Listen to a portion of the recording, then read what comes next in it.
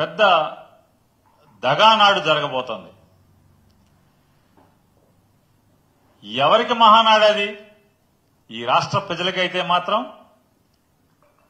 100% అది దగానాడు మాత్రమే. కేవలం ఆంధ్రప్రదేశ్లో ఉన్నటువంటి రాష్ట్ర ప్రజలకే కాదు, గడిచిన ఒక వారం రోజులుగా ఎక్కడ చూసినా కూడా జరుగుతున్నటువంటి తంతులు, దాంట్లో వింటున్నటువంటి ఏడుపులు, పెడబొబ్బలు అన్నీ మనం ఒకసారి బేరీజ్ వేసుకుంటే ఆంధ్ర రాష్ట్ర ప్రజలకి మాత్రమే దగానాడు కాదది.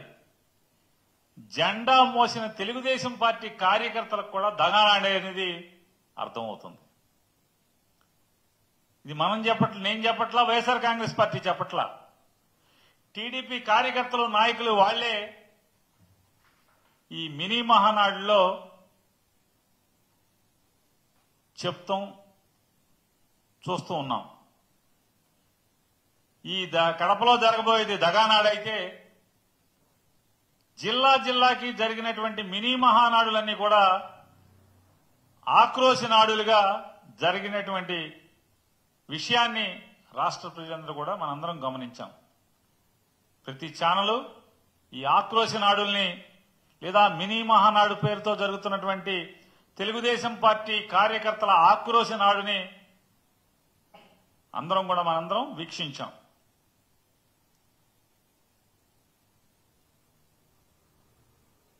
ఒక జిల్లాలో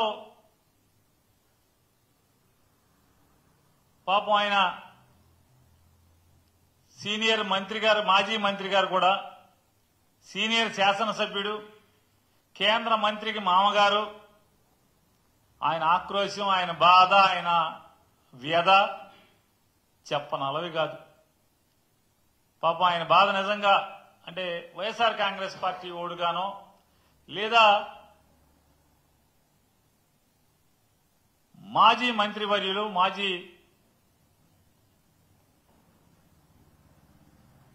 వైఎస్ఆర్ కాంగ్రెస్ పార్టీ మహిళా విభాగ అధ్యక్షురాలైనటువంటి రోజా గారి కుటుంబ సభ్యులు, ఆవిడ అభిమానులు, వారికి బాధ కలుగుద్దో కలగదో తెలియదు. కానీ ఇంకెవరికి చూసినా కూడా ఆయన వర్ణనాతీతమైనటువంటి ఆయన వ్యధా బాధలు చూస్తే ఈ బాధ పగోడికి కూడా రాకూడదురా అని చెప్పి జాలిపడేటువంటి పరిస్థితి. అంటే ఒక అధికార పార్టీలో ఈ మినీ మహానాడులో, అదే ఈ ఆక్రోశ నాడులు, కార్యకర్తల ఆక్రోశ నాడుల్లో జరిగినటువంటి ఆ మీటింగులో ఒక్కటంటే ఒక్క చోట కూడా సంవత్సర కాలంగా మమ్మల్ని నమ్మి మాకు ఓటేశారు, ఈ రాష్ట్ర ప్రజలకి ఇన్ని మేళ్లు చేశాము అని గర్వంగా ఒక్కడంటే ఒక్క నాయకుడి గాని, ఒక్క ఎమ్మెల్యే గాని లేదా ఒక్క కార్యకర్త గాని ఎక్కడ గర్వంగా జబ్బగలుచుకున్నది గాని, కాలరెగరేసి మీటింగ్ చెప్పిన దాఖలాలు ఎక్కడా లేవు 26 జిల్లాల్లో. ఒక్కటంటే ఒక్క చోట కూడా. లేదా ఈ ఆంధ్ర రాష్ట్రానికి 40 ఏళ్ల ఇండస్ట్రీ, అలాగే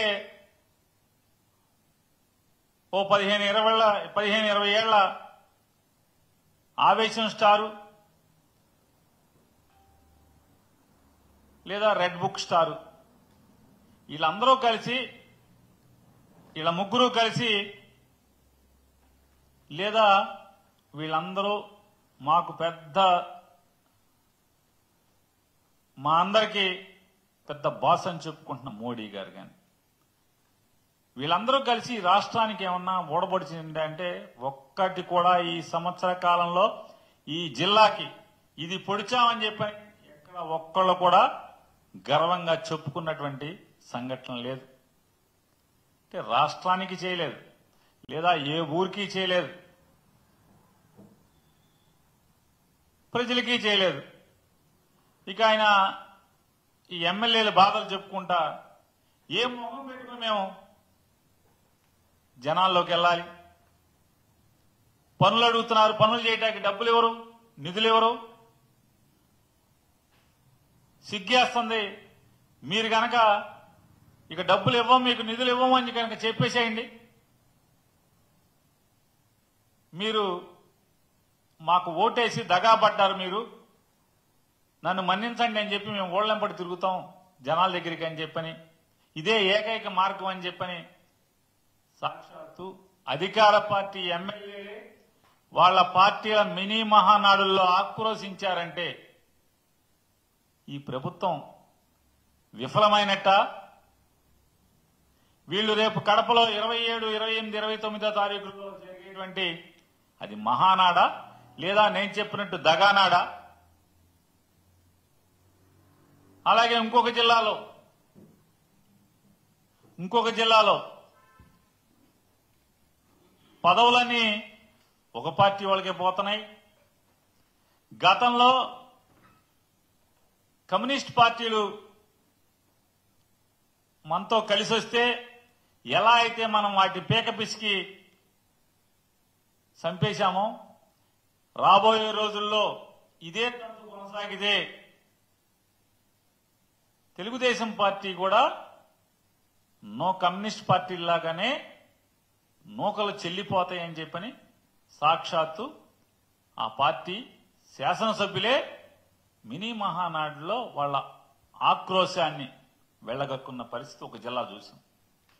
మరొక జిల్లాలో ఇంతకన్నా దిక్కుమాలిన తనంలో మినీ మహానాడు ఎవరైతే జరపాలో దానికి అధ్యక్షత వహించి దాన్ని నడపాల్సిన అధ్యక్షుడే ఆ సభకు డుమ్మా కొట్టాడని చెప్పని ఒక సీనియర్ కార్యకర్త లబో దిబోమని గుండెలు బాదుకునే పరిస్థితి. ఎన్టీ రామారావు ఉన్నప్పుడు తెలుగుదేశం పార్టీ వేరు, గతంలో తెలుగుదేశం పార్టీ వేరు. ఇవాళ దిక్కుమాలినతనానికి మారుపేరుగా మారిన తెలుగుదేశం పార్టీ అని చెప్పని ఆ జిల్లాలో ఆ కార్యకర్త ఏడుపులు పెడబొబ్బలు.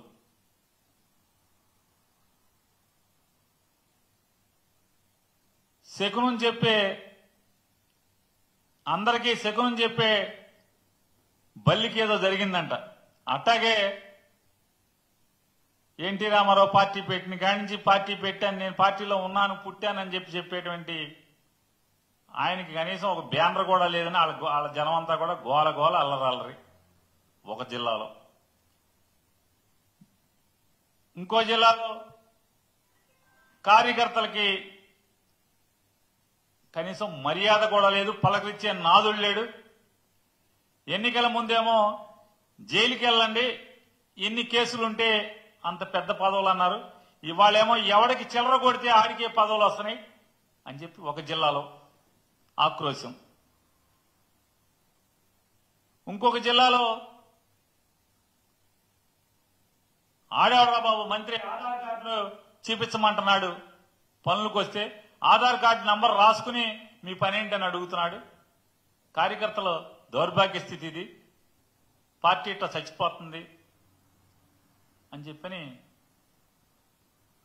ఒక సీనియర్ కార్యకర్త ఆవేదన. మరొక జిల్లాలో ఆయన మాజీ మంత్రి కుమారుడు, ఆయన ఆక్రోశం. జగన్మోహన్ రెడ్డి గారి ప్రభుత్వంలోనే మాకు మర్యాద దొరికింది, ఇప్పుడు కనీసం మర్యాద అనేది లేకుండా పోయింది ఎవరికి. శత్రువు ప్రభుత్వంలోనే మేము మర్యాదగా బతికాం.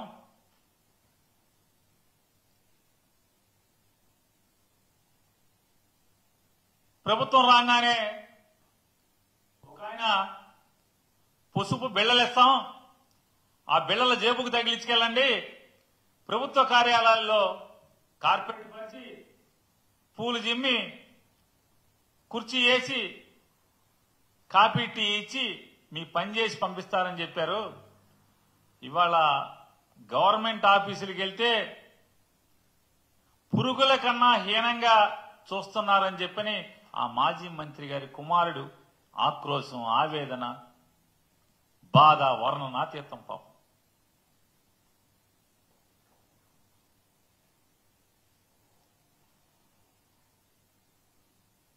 ఇంత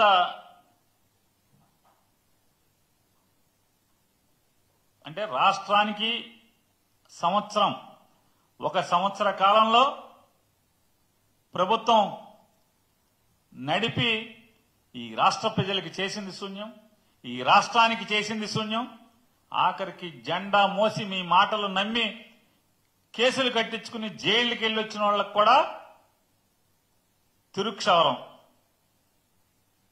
ఇది ఇవాళ ఈ రాష్ట్రంలో ఉన్న పరిస్థితుల్ని ఈ మినీ మహానాడుల ద్వారా తెలుగుదేశం పార్టీ నాయకులు, కార్యకర్తలు, శాసనసభ్యులు వాళ్ళ ఆక్రోశ నాడుల్లో వెళ్ళగక్కినటువంటి బాధాతప్త హృదయాలతో కన్నీరు మున్నీరైనటువంటి సంఘటనలు ఈ రాష్ట్ర ప్రజలందరూ కూడా అనేక మాధ్యమాల ద్వారా మనందరం కూడా చూసాం. ఇవాళ దివంగత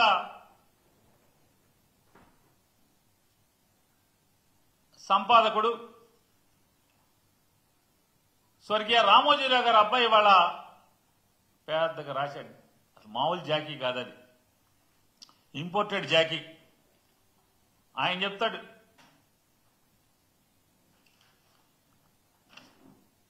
ఇది ఎవరో స్టేట్మెంట్ కాదు, వాళ్ళు రాసిందే. అంటే వాళ్ళ యొక్క కథానిక. తెలుగుదేశం పార్టీ విధానంలోనూ సూపర్ 6. ఓరి మీ సూపర్ 6 చల్లకుండా మామూలుగా జనాలకు ఇచ్చిన సూపర్ 6 లేవు ఇక్కడ, మళ్ళీ కార్యకర్తలకు సూపర్ 6 అంట.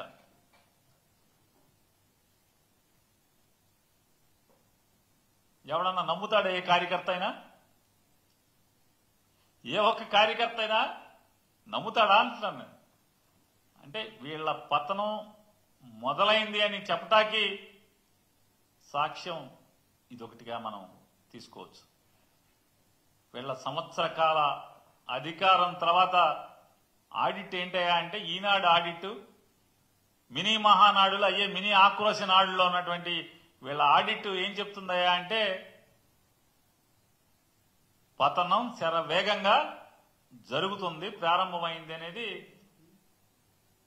ఎన్ని రిఫ్లెక్షన్స్. ప్రజలకు ఇచ్చిన సూపర్ 6 ఏమైనాయి అంటే, వాళ్ళని దగా చేశారు. నిన్నటిదాకా ప్రజల్ని, ఈ రాష్ట్ర ప్రజల్ని దగా చేశారు. ఇప్పుడు కార్యకర్తలను కూడా దగా చేయబోతున్నారనేది దివంగత రామోజీరావు గారి కుమారుడు యొక్క కథానికది. ఇది ప్రస్ఫుటంగా అర్థం పడుతుంది. ఇవాళ ఇప్పుడు ఎవరికాడి చూసిన కార్యకర్తలు పొద్దు నుంచి అన్నారు, ఓరి మాకు వద్దులేరా బాబు ఈ సూపర్ 6లు, మాకు పచ్చ బెళ్ళ ఇవ్వలేదు ఎవడు, పచ్చ బెళ్ళెట్టి ఇచ్చినోడు ఏమన్నా పచ్చ బెళ్ళొచ్చుకుని ఆఫీసులకు వెళ్తే పురుగు కన్నా హీనంగా చూస్తున్నారు ఆఫీసుల్లో. మేమేమో ఆడేవాడ మాటలు నమ్మి పచ్చ బెళ్ళెట్టుకుని వెళ్తున్నాం అని చెప్పినేమో ఒక జిల్లాలో మినీ మహానాడులో గోల గోల.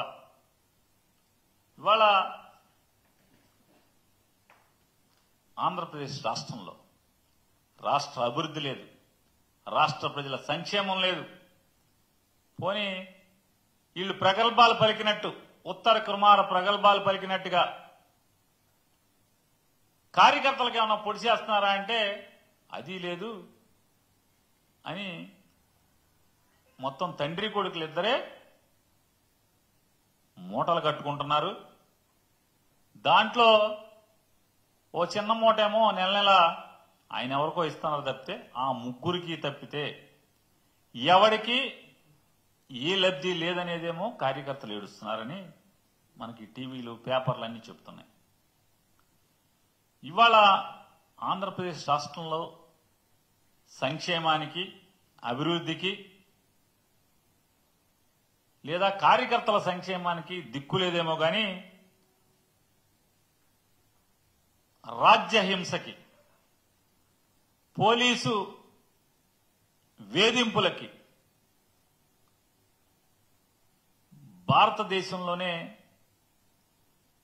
నిలువుటద్దంగా ఆంధ్రప్రదేశ్ రాష్ట్రం నిలబడుతుంది. కస్టోడియల్ టార్చర్, ఆంధ్రప్రదేశ్ రాష్ట్రంలో కస్టోడియల్ టార్చర్ అనేది భారతదేశంలో తలమానికంగా ఆంధ్రప్రదేశ్ రాష్ట్రం నారా చంద్రబాబు నాయుడు, పవన్ కళ్యాణ్, లోకేష్ నాయుడు ఈ ముగ్గురు నాయకత్వంలో నడుస్తున్నటువంటి ప్రభుత్వం కస్టోడియల్ టార్చర్ కి దేశంలో తలమానికంగా విరాజిల్లుతోంది. ఇవాళ వాళ్ళకి ఎవరి మీద కక్ష ఉంటే ఏ రకంగా పోలీసుని అడ్డం పెట్టి జైళ్లలో మగ్గదీస్తున్నారో, తప్పుడు కేసులు పెడుతున్నారో కళ్ళ కట్టినట్టుగా రోజు నిత్యం సంఘటనలు చూస్తూనే ఉన్నాం. జగన్మోహన్ రెడ్డి గారిని అంటే చంద్రబాబు నాయుడు గారి కక్ష ఏంటంటే, నేను అప్పుడేదో సోనియా గాంధీతో చట్టాపట్టాలు వేసుకుని చీకట్లో చిదంబరాన్ని కలిసి జగన్మోహన్ రెడ్డి గారిని 16 మాసాలు జైల్లో ఉంచాను. నేను 40 ఏళ్ల ఇండస్ట్రీ కాబట్టి జగన్మోహన్ రెడ్డి గారిని నేను ఉంచుతాను, నా అనుభవం అది. అనుభవం లేని జగన్మోహన్ రెడ్డి నన్ను 56 రోజులు లోపల ఉంచుతాడా అని కక్ష. ఇవాళ లిక్కర్ కేసులో ముద్దాయిగా ఉన్న చంద్రబాబు నాయుడు బెయిల్ మీద బయట తిరుగుతున్నటువంటి 2014-19 మధ్యలో లిక్కర్ కేసులో ముద్దాయిగా బెయిల్ మీద బయట తిరుగుతున్నటువంటి చంద్రబాబు నాయుడు లేని కేసు ఏదో ఒకటి పెట్టి లేని అవినీతిని లేదా లేని దొంగతనాన్ని సృష్టించి నన్ను పెట్టాడు కాబట్టి మళ్ళీ జగన్మోహన్ రెడ్డి గారిని లోపల పెట్టాలనేటువంటి తంతు మనం చూస్తున్నాం. ఆ తంతులో భాగంగా రోజుకొక ఈనాడు జ్యోతిలో చంద్రబాబు చెప్పింది రోజుకోటి రాస్తారు. ముందు విజయసాయిరెడ్డి మొత్తం లిక్కర్ స్కామ్ చేశాడు, విజయసాయిరెడ్డిని కటకటాలు ఓచలు లెక్కెట్టిస్తామని చెప్పి రాయించారు. విజయసాయిరెడ్డి పాత్ర పార్టీలోంచి వెళ్ళిపోగానే వెంటనే రాజకేశిరెడ్డిదే మొత్తం ప్రధానమైన పాత్ర, మొత్తం కర్త కర్మ క్రియే అంతా అతనే అని చెప్పి ఇంకొక రోజు రాస్తారు. మరొక రోజు రాస్తారు జగన్మోహన్ రెడ్డి మొత్తం దొరికేశాడు, అరెస్ట్ చేయటమే, గజగజలాడిపోతున్నారు మొత్తం వైఎస్ఆర్ కాంగ్రెస్ పార్టీ వాళ్ళు ఇంకోళ్ళు రాస్తారు. ఇంకో రోజు రాస్తారు ఇదే ఈనాడు ఇదే జ్యోతి. అరే నిన్న మొన్న ఈ రాశాం కదా, మనకు సిగ్గుండాలి కదా. మన పేపర్లో నిన్న మొన్న ఒకటి రాసి మళ్ళీ ఇంకోటి వాళ్ళు ఎట్లా రాస్తాం అనేది ఏ మాత్రం ఇసుమంత కూడా బిడిగి పడకుండా మరి భగవంతుడు పెట్టలేదు. మళ్ళీ ఏం రాస్తారు, ఈ మొత్తం నగదు మొత్తాన్ని బంగారం కొన్నారని రాస్తారు ఒకరోజు. ఇంకో రోజు చెప్తాడు ఓ ఫారెన్ వెళ్ళిపోయింది మొత్తం డబ్బులని, దుబాయ్ వెళ్ళిపోయినాయి డబ్బులని రాస్తాడు. ఇంకెవడో పాత్ర అంటారు. మరొక రోజు రాస్తారు ఓఎస్డి కృష్ణమోహన్ రెడ్డి, ధనుంజయ రెడ్డి మొత్తం కీలకం, డబ్బులు మొత్తం వాళ్లే, మొత్తం స్క్రీన్ ప్లే మొత్తం వసూళ్లంతా ఆళ్లే అని చెప్పి రాస్తారు. మళ్ళీ ఇవాళ రాస్తారు మొత్తం మిథున్ రెడ్డే, కర్త కర్మ క్రియ అంతా కూడా మిథున్ రెడ్డే ఈ డబ్బులన్నీ కూడా వాళ్ళ కంపెనీలోకి తీసుకుని ఆ కంపెనీ నుంచి అసలు నాయకుడికి ఇచ్చేవాడని రాస్తారు. సిగ్గుపట్టం కానీ అరే రోజుకో రకమైన స్టోరీ రాయటం ఏంటి అంటే ఇదంతా ఎట్లా అంటే ఎవరన్నా కథ రచయిత ఒక స్టోరీ పట్టుకుని హీరో దగ్గరికి వెళ్ళాడనుకోండి, ప్రొడ్యూసర్ దగ్గరకో, ఆ లైన్ మార్చి ఇది బాగాలేదంటే మళ్ళీ వచ్చి తెల్లారి ఇంకో లైన్ మార్చి తీసుకెళ్తాం, ఇంకో పాత్రను చంపేయటం, కొత్త పాత్రను సృష్టించడం. దానికి దీనికి తేడా ఏమైనా ఉందా అని అడుగుతున్నాను. రోజుకొక కథ వండి వార్చడం ఈనాడు, ఆంధ్రజ్యోతి. పోలీసులు ఇంకోటి రాస్తారు రిమాండ్ రిపోర్టుల్లో. నిన్న మొన్న రాస్తాడు ఎన్నో లక్షల కోట్ల పేజీల మెమరీని మొత్తం ధ్వంసం చేశారు, కీలక ఆధారాలన్నీ నాశనం చేసేశారు.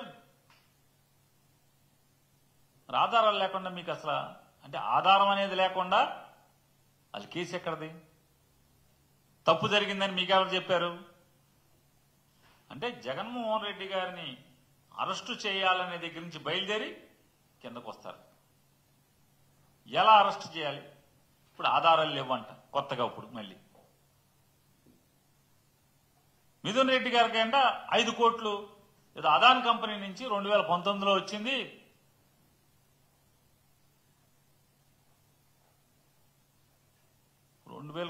అదాన్ కంపెనీ నుంచి వస్తే దానికి ఎందుకు ఇచ్చారో, అడ్వాన్స్లకి ఇచ్చారా, ఏమన్నా ఆస్తి అమ్ముతున్నారా, ఏం చేయదు? ఇన్కమ్ ట్యాక్స్ వాడిని అడుగు, రాయండి ఇన్కమ్ ట్యాక్స్ కి.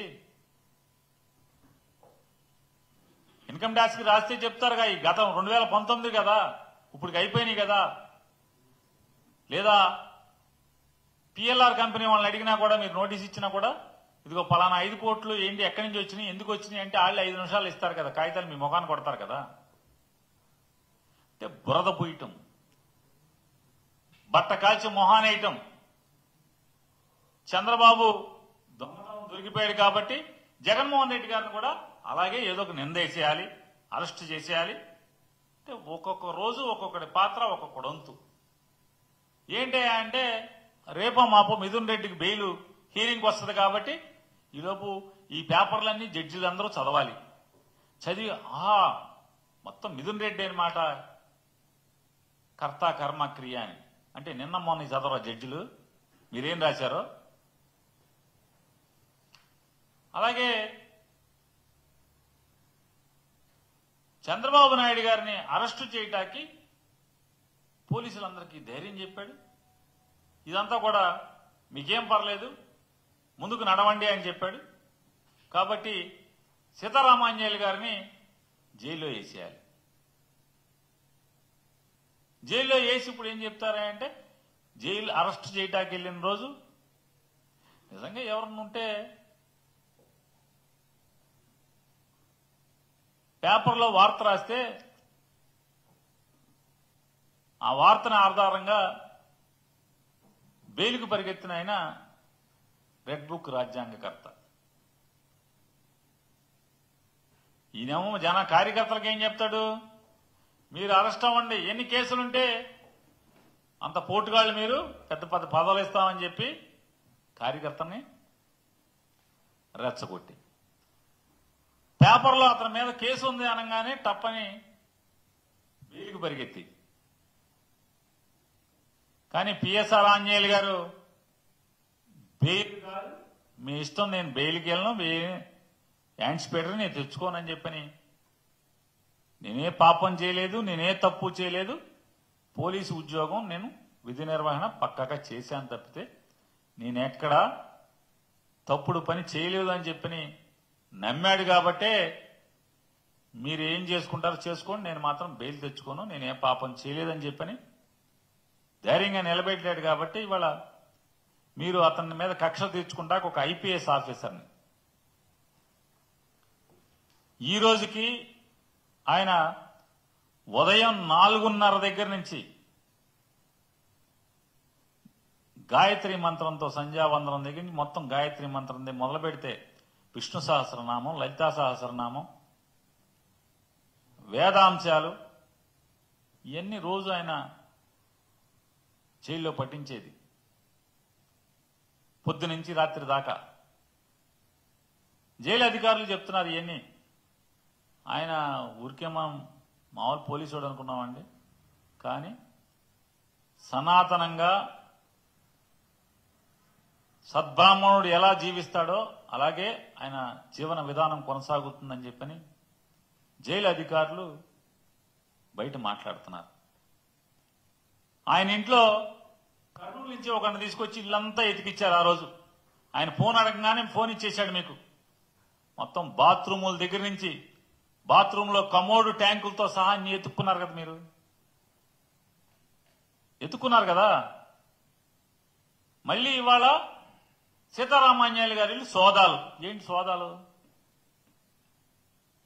బాత్రూమ్ కూడా ఎత్తుక్కున్నా దొరకంది, ఇప్పుడు ఏం దొరుకుద్ది అంటే రేపో మాపో సీతారామాంజనేయులు గారి కేసు బెయిల్కి వస్తుంది కాబట్టి ఆయన మీద ఈనాడులో జ్యోతిలో స్టోరీలు రాయాలి, కథలు అల్లాలి. కథలు అల్లాలంటే ఏదో కావాలి, మూలం కావాలి.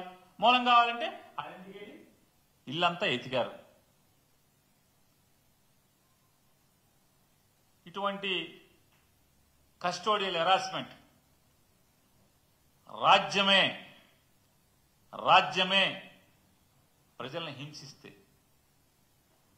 రాజ్య హింసే చేస్తే పాలకులు ప్రజల ఆగ్రహంలో కొట్టుకుపోరా అని నేను మిమ్మల్ని ప్రశ్నిస్తున్నాను. ఇవాళ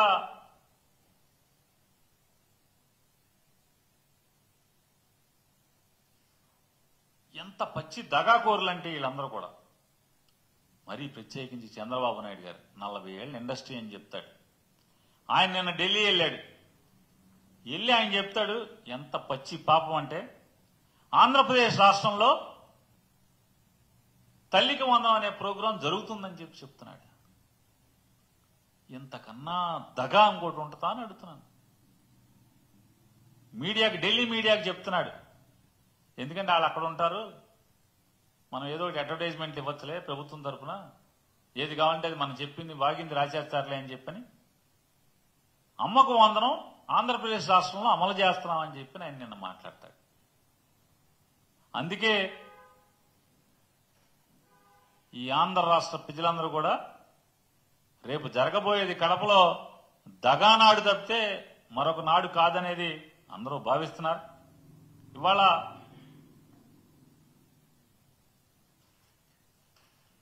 ఆంధ్రప్రదేశ్ రాష్ట్రంలో ఒక్కటంటే ఒక్క ప్రజా సంక్షేమ కార్యక్రమం, ఒక్కటంటే ఒక్క కొత్తగా వీళ్ళు జగన్మోహన్ రెడ్డి గారు ప్రారంభించి లేకపోతే ఆయన ఎంఓఈలు చేసుకుని ఆయన శంకుస్థాపన చేసినటువంటి కార్యక్రమాలు తప్పితే, అభివృద్ధి కార్యక్రమాలు తప్పితే ఒక్కటంటే ఒక్క కార్యక్రమం కూడా ఈ సంవత్సర కాలంలో వీళ్ళు ప్రారంభించకపోవటం, వీళ్ళ ఎమ్మెల్యేలు వీళ్ళ బీఫారం ఇస్తే గెలిచినటువంటి ఎమ్మెల్యేలే ప్రజల మధ్యకి వెళ్ళలేకపోతున్నాం, మా మొహం చూపించలేకపోతున్నాం, అభివృద్ధి కార్యక్రమాలు ఏమీ చేయలేకపోతున్నాం, ప్రజలు అడిగిన పనులు చేయలేకపోతున్నాం, సిగ్గేస్తుంది, మీరు ఇక మనకు డబ్బులు ఇవ్వలేము, నిధులు ఇవ్వలేమని చెప్పి మీరు చెప్పేస్తే ప్రజల దగ్గరికి వెళ్ళి మీరు మోసపోయి మాకు ఓటేశారు, మాకు ఓటేసి మీరు దగా చెందారు అని చెప్పి చెప్పుకుంటాను ప్రజలకి అని చెప్పని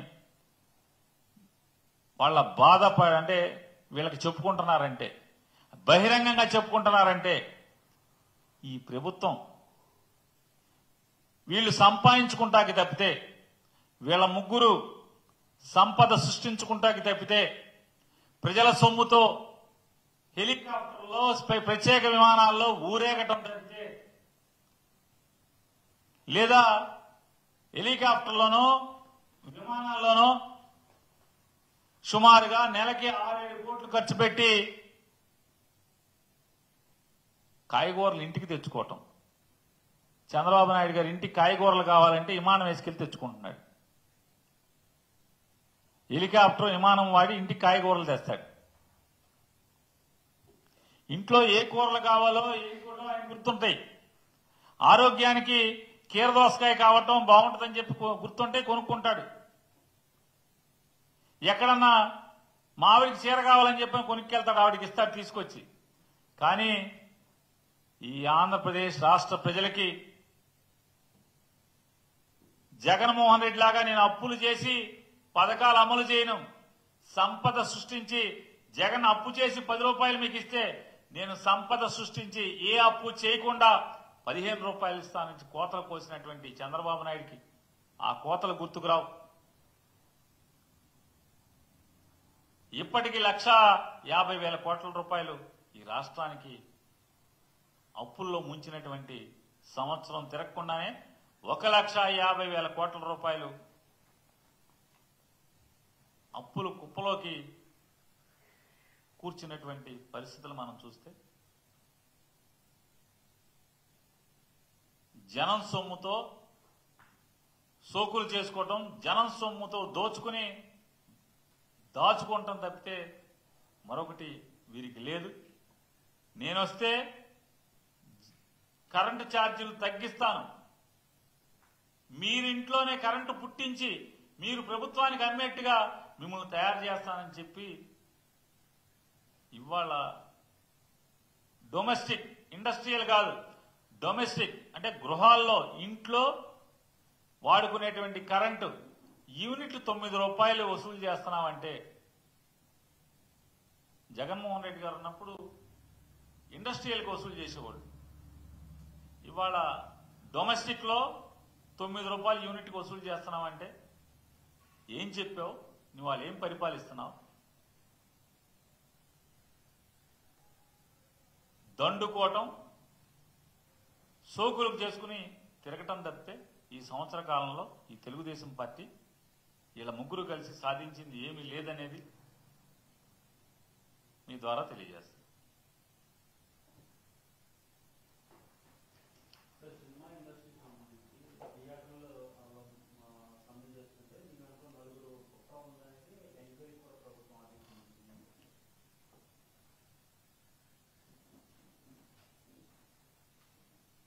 జగన్మోహన్ రెడ్డి గారి ప్రభుత్వం ఉన్నప్పుడు ప్రజలకి తక్కువ రేట్లకే సినిమా చూడాలి, లేదా నిర్మాతలు హీరోలు అన్కంట్రోల్డ్గా ప్రజల్ని లూటీ చేయకూడదని చెప్పని ప్రభుత్వం టికెట్ రేట్లను నియంత్రిస్తూ ఒక జీవో తీసుకొస్తే సాక్షాత్తు ఇదే పవన్ కళ్యాణ్ గారు, సాక్షాత్తు ఇవాళ ఉప ముఖ్యమంత్రిగా ఉన్నటువంటి, ఉప ముఖ్యమంత్రిగా ఉండి ప్రజల కోసం ఉద్యోగం చేయకుండా సినిమా షూటింగులు చేసుకుంటూ కాలం వెళ్లదీస్తున్నటువంటి ఇదే పవన్ కళ్యాణ్ గారు ఆ రోజు జగన్మోహన్ రెడ్డి గారి ప్రభుత్వాన్ని నోటికొచ్చినట్టుగా మీరెవరు, అసలు నువ్వెవరు,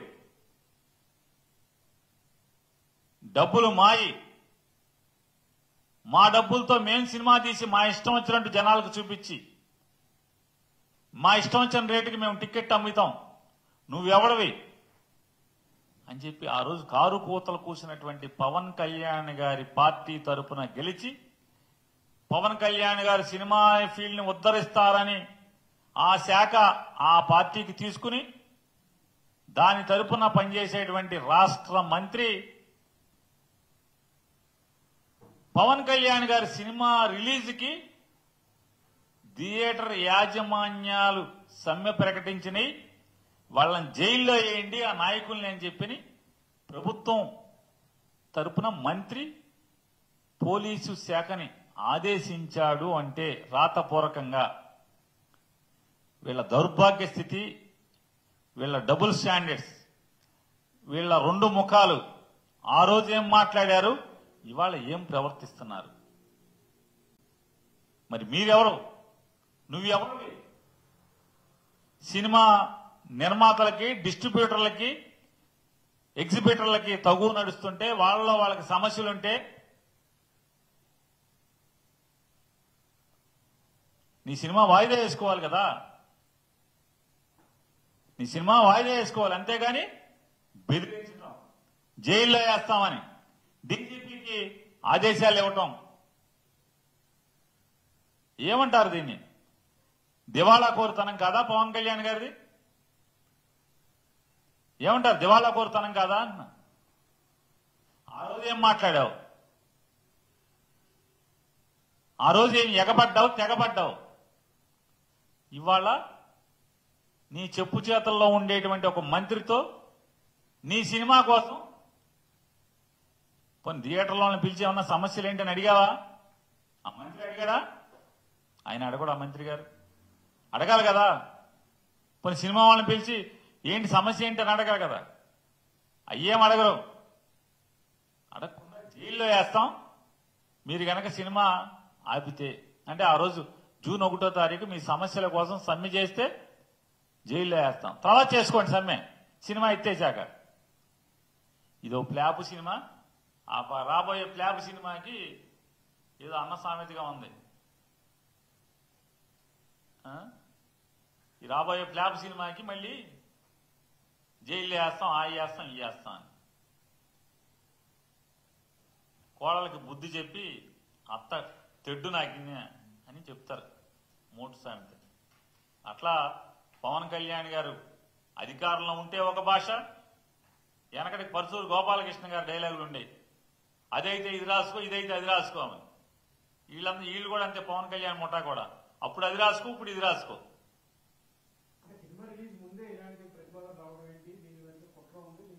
అదే చెప్తున్నానండి, అదే చెప్తున్నాను. సినిమా ఎవరిది? ప్రభుత్వాందా? థియేటర్ల ప్రభుత్వానియా? సినిమా ప్రొడ్యూసర్లు డబ్బులు ఇచ్చేది ప్రభుత్వమా? వీళ్ళే మాట్లాడారు ఇవన్నీ. పవన్ కళ్యాణ్ గారు మాట్లాడాడు కదా, సినిమా మాది, ప్రభుత్వానికి ఏంటి సంబంధం? సొమ్ములు మాయి, మా కష్టార్జితం, మేము చెమటోడ్చి రెక్కల ముక్కలు చేసుకుని ప్రాణాలను పణంగా పెట్టి స్టంటులు చేసి మేము ఎంత కావాలంటే అంత తీసుకుని మేము యాక్ట్ చేస్తాం. సినిమా మాది, మా ఇష్టం వచ్చినట్టు మేము అమ్ముకుంటాం. ప్రభుత్వం నువ్వెవడవా అని చెప్పి మాట్లాడినాడు. ఇవాళ నువ్వెవడవి? సినిమా థియేటర్లని వాళ్ళ సమస్యల కోసం సమ్మెకెళ్తానంటే నువ్వెవడివి అంటున్నా. పోనీ పిలిచి అడిగావా? అరే ఒక్కోటి 50 కోట్లు 100 కోట్లు విలువైనటువంటి ఆస్తిలో ఉన్న ఒక్కొక్క సినిమా హాలు, మల్టీప్లెక్స్లకి అయితే కనీసం ఆ సమస్య ఏంటో తెలుసా అసలు నీకు? మల్టీప్లెక్స్లకేమో షేరింగా, పర్సంటేజా? సింగిల్ థియేటర్ అయితేనేమో అద్దెస్తావా? కనీసం వాళ్ళ బట్టలు తుక్కునే డబ్బులు కూడా రావట్లేదు కదా. దాన్ని సమస్యగా పెట్టి మాకు కూడా మల్టీప్లెక్స్లకు ఇచ్చినట్టే వారం అద్దె కాకుండా మాకు కూడా పర్సంటేజ్ ఇవ్వండి అని వాళ్ళు అంటున్నారు. ఈయన ఒక మంత్రి, ఇది ఒక శాఖ, ఇది ఒక ప్రభుత్వం, దిక్కుమాలిన ప్రభుత్వం.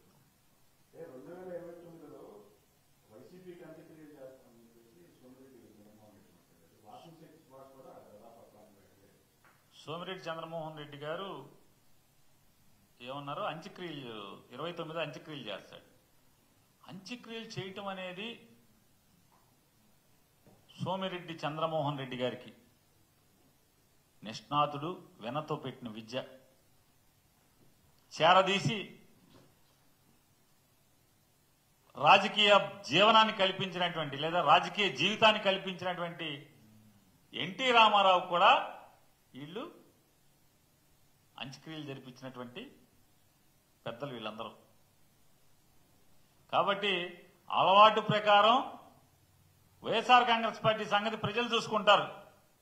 సోమిరెడ్డి చంద్రమోహన్ రెడ్డి గారు వైఎస్ఆర్ కాంగ్రెస్ పార్టీని ఏం చేయాలో 29లో ప్రజలు తేలుస్తారు, ప్రజలు చూసుకుంటారు.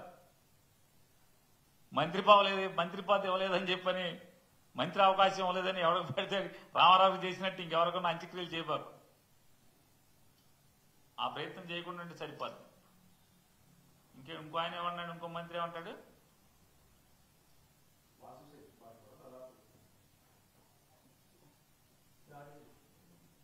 ఆ వాసంశెట్టి సుభాషే ఒక చిన్న పిల్లగాడిదే. వాసంశెట్టి సుభాష్ అని ఎవడు? ఓ పిల్లగాడిదే కదా. తప్పే ఉంది, అతను పిల్లగాడిదే కాబట్టి ఆ పిల్లగాడిదలకి నాయకుడిగా ఉన్నాడని చెప్పి, గతంలో పిల్లగాడి జీవితం కాబట్టి ఆ పిల్లగాడితో మాట్లాడి ఉంటాడు అనుభవం.